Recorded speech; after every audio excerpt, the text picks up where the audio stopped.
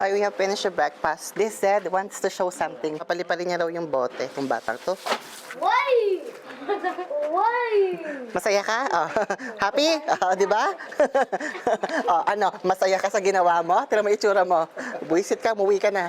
Kaya naman, you have to understand and you have to appreciate that kids here, they don't have gadgets. So whatever they see, they make it as a toy. Even the basura, sometimes they keep it and just keep it like as a toy. Johnny Depp, are you busy today? Crush ko to, wait lang. Landiin ko man. Si Johnny Depp tawag ko dyan eh.